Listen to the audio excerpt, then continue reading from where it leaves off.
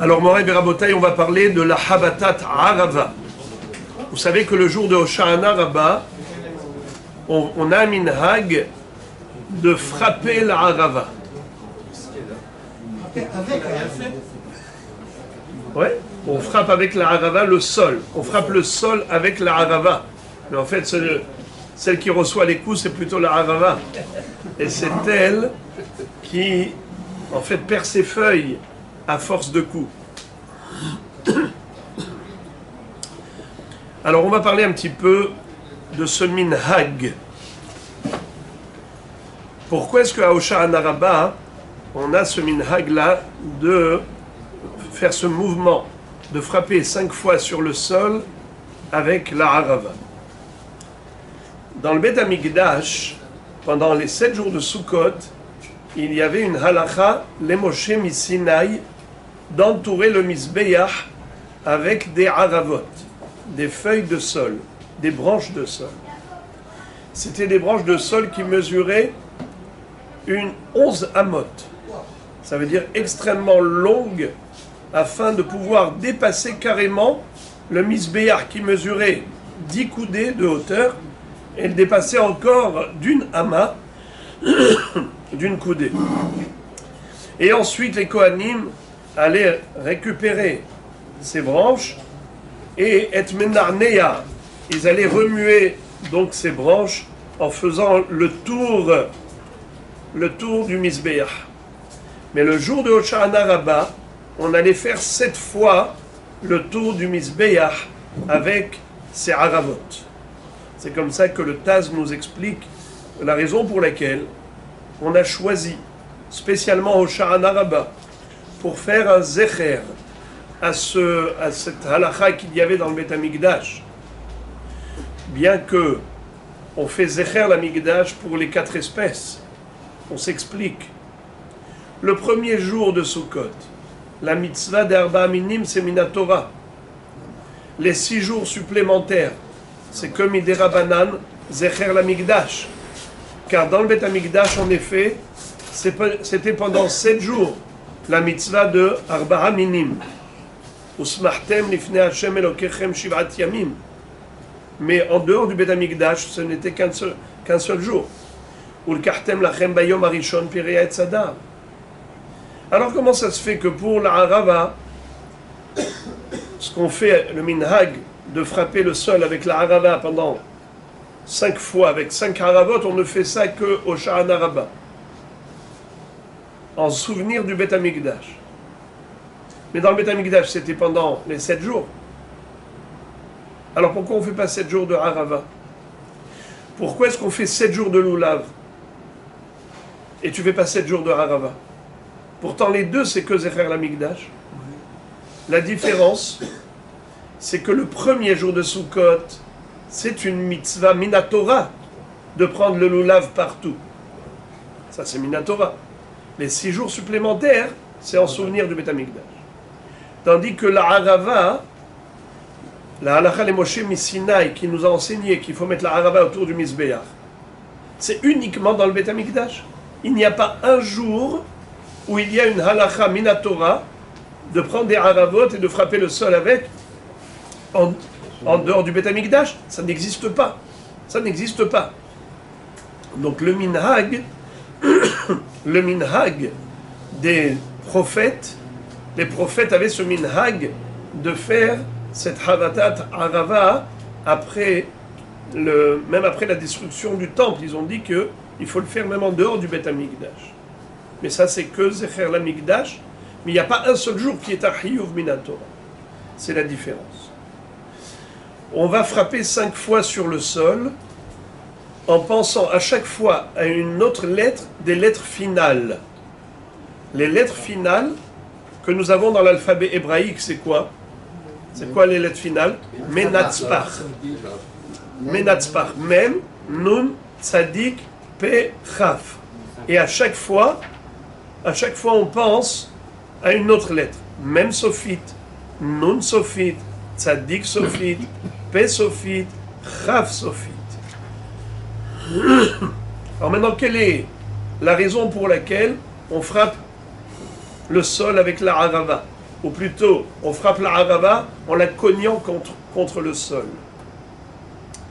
La harava, d'après le Midrash, ressemble aux lèvres, le hadas ressemble aux yeux, le etrog au cœur, le lulav à la colonne vertébrale, la harava ressemble aux lèvres. En fait, on sait qu'il y a beaucoup de bouches qui parlent contre Israël. Il y a beaucoup de bouches antisémites. Et à ce moment-là, quand on frappe sur le sol, alors on demande à Kadosh Baruch Hu de cogner toutes les bouches qui parlent contre Israël. Tous les gens qui veulent dire du mal d'Israël, qu'il n'est pas de Pithon Peh, qu'il n'est pas de force pour dire du mal d'Israël. Comme dit le pasuk, Kol keli yotzar alaich lo yitzlach vechol lashon takum itach la mishpat tarshi'i zot nahalat avdei Hashem vetzidkata me'iti neum Hashem. Donc, la harava qui représente la parole, la bouche, puisque ça a une forme de lèvre, toutes les paroles qui sont contre nous soient totalement abolies. Utsu etza vetufar, davru davar velo yakum ki immanuel. Alors, ça c'est l'une des raisons, mais plusieurs raisons ont été données. En tout cas, le jour de Hoshana Rabbah, quand on prend ces haravot, de préférence, il faut prendre 5 branches de harava, d'après la Kabbalah. C'est le Harizal qui a dit qu'il faut prendre 5 branches. Et il faut les attacher avec un fil ou un fil de lulav ou un fil.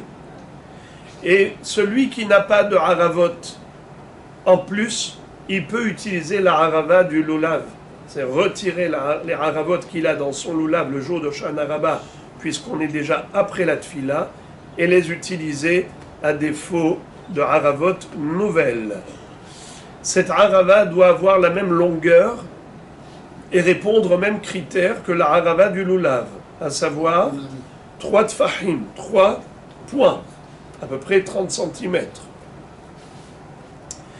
Et une fois qu'on a fait cela, ça a exactement le même din que les Arba'a Minim. C'est quoi le din des Arba'a Minim?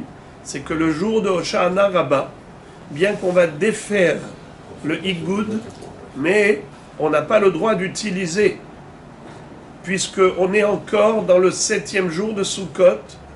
Hoshana Rabbah, c'est le 7e jour de Sukkot. Jusqu'à la fin de Hoshana Rabbah, ces objets de mitzvah sont destinés à la mitzvah. Ça s'appelle Muktzeh le mitzvato, et on n'a pas le droit de les utiliser à des fins personnelles. Des gens qui font de la confiture de etrog n'ont pas le droit d'utiliser le etrog de la mitzvah jusqu'à la fin de Hoshana Rabbah, c'est-à-dire la nuit de Shmini Atzeret, qui est la nuit de Simchat Torah. À ce moment-là, ils le peuvent. Ou bien des femmes enceintes qui ont le minhag de croquer le pitom et d'avaler la petite tête du etrog pour que ce soit une ségoula pour un accouchement facile. C'est connu, cette ségoula, des femmes enceintes qui arrachent, qui croquent la petite tête du lulav et ils avalent le pitom, c'est une ségoula. Mais il ne faut pas le faire le jour de Hoshana Rabbah, car le etrog, il est encore muktzeh le mitzvato. Il faut attendre la tombée de la nuit de Hoshana Rabbah, où on rentre déjà dans le 8e jour de Sukkot, Shemini Atzeret. Et là, à ce moment-là, tu peux faire une confiture, ou tu peux croquer le pitom, tu fais ce que tu veux. Attention, les Arba'a Minim, les 4 espèces, étant donné qu'ils ont été utilisés pour être des objets de mitzvah, il ne faut pas les mépriser après la mitzvah. C'est vrai qu'on n'a pas besoin de les mettre à la gniza, comme nous dit la Gemara dans Masechet Megillah, Tashmishe kedusha nignazin, Tashmishe mitzvah nizrakin. Des objets de kedusha comme Sefer Torah, Tefillin, Mezuzot, il faut les mettre à la gniza, même lorsqu'ils ne sont plus utilisables. Mais des objets de mitzvah, tu peux les jeter. Attention, nous dit le Mishnah Brura, tu peux les jeter, oui, mais pas de manière méprisante et pas dans un lieu de mépris. C'est-à-dire, il ne faut pas jeter dans la rue où les gens vont piétiner le loulav, l'herba minim, ou même pas le srach. Alors, où on jette? Dans un endroit qui est biodégradant. Dans un endroit où les gens ne vont pas marcher, piétiner là-dessus. Moi, j'ai trouvé l'astuce. On a ici la boîte, là, le terreau. On a ici comment on appelle ça, un pot de fleurs, un pot de plantes où on a la menthe et tout ça qui pousse ici. Alors, on met là-dedans la harava et on a aussi là-bas de l'autre côté un endroit où il y a de la terre et personne ne marche là-bas. On peut poser le loulav là-bas, il va se détériorer tout seul. Quelqu'un qui n'a pas où le jeter, il peut faire comme on fait pour la terouma ou bien pour le pain, qu'on ne veut pas jeter de manière méprisante. On met dans un double sachet et on jette à la poubelle. Quelle différence si tu mets dans un sachet ou tu jettes directement à la poubelle? Il y a une grande différence. Si tu mets dans un sachet, alors l'objet, il va se détériorer tout seul dans le sachet. Tandis que si c'est toi qui le jettes dans les ordures, eh bien toi-même tu l'abîmes. Toi-même tu es en train de le désagréger, de le détériorer. Ça c'est un mépris. Je répète, quand tu prends un objet, tu le jettes dans les ordures, c'est un mépris. Tu es en train de le détériorer directement. Mais si tu le mets dans un sachet et que tu le jettes à la poubelle, dans le sachet, tu ne l'as pas jeté dans les ordures, il est comme s'il était posé à la cuisine, il est posé dans un sachet, dans la poubelle. Il n'y a pas de différence. Après, ça va pourrir tout seul, comme ça aurait pu pourrir dans la cuisine. Voyez-vous ce que je veux dire? C'est la raison pour laquelle vous voyez des gens en train de nettoyer la table. Qu'est-ce qu'ils font avec le pain? Le pain, on n'a pas le droit de le jeter comme ça. Alors, aujourd'hui, on a des nappes jetables, les nappes en plastique. Alors, ils mettent le pain dans un coin de la nappe et ils roulent dessus, sur le pain. Comme ça, le pain, il se trouve comme dans un sachet. Et après ça, ils continuent de rouler, de prendre toutes les ordures. Mais la saleté ne va pas directement être en contact avec le pain. Le pain, il est déconnecté comme s'il était dans un sac. Et après, il pourrit tout seul. Qu'est-ce que tu vas faire? Tu vas empêcher le pain de moisir ou les fruits de pourrir? Tu peux rien faire, ça se fait tout seul. Alors vous avez compris l'astuce. À défaut d'avoir un endroit biodégradant, vous mettez dans un sac et ensuite jetez à la poubelle, dans un double sac de préférence, pour vraiment l'isoler. Et comme ça, vous n'avez pas méprisé l'objet de la mitzvah qui était les 4 espèces, Lulav, Hadas, Arava et Etrol. Yes. On le garde jusqu'à Pessah. Oui, merci. Hazak, merci de m'avoir rappelé une chose essentielle. Le minhag, d'abord, c'est que les feuilles de Arava, on s'en sert en tant que sgoula pour garder la maison, la voiture, mettre dans son portefeuille.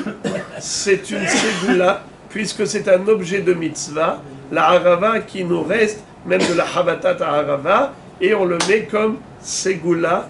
Vous voyez parfois dans des maisons, vous rentrez, vous voyez une feuille de Arava sous un scotch, devant la porte de la maison. Vous voyez comme ça, un scotch transparent, vous voyez une feuille, en tant que ségoula de Shmira. Oui, c'est écrit dans le Hida que ces feuilles de Arava, c'est une ségoula de protection. Mais sinon, qu'est-ce qu'on fait avec l'herba minime, le lulav, le hadas et Arava? Eh bien, on s'en sert pour faire une deuxième mitzvah, laquelle on fait bi'ur hametz à Pessah. C'est-à-dire que depuis Sukkot, tu gardes tes 4 espèces dans le sachet, et lorsqu'on va aller pour brûler le hametz, tu as porté arba'a minim, et tu t'en sers comme combustible pour faire une deuxième mitzvah. Comme la Gemara raconte qu'il y avait un Rav qui faisait Irouvé Tavshilin avec du pain, mais ensuite ce même pain il utilisait le Shabbat qui est après Yom Tov pour faire le Lechem Mishneh, pour faire la Seouda de Shabbat avec les 2 pains de la Seouda de Shabbat. Il faisait motzi sur quel pain? Sur le pain du Irouv. Il a dit Ho'il ve'itavid ba, mitzvah hada, li'avid ba, mitzvah achariti. Puisqu'on a déjà fait une mitzvah avec, on va faire une deuxième mitzvah avec. Mitzvah goreret mitzvah. Et bien, Azrat Hashem, qu'on puisse être toujours dans une spirale positive, dans un engrenage de mitzvot, qu'on soit toujours dans la kedusha, la simcha et les mitzvot.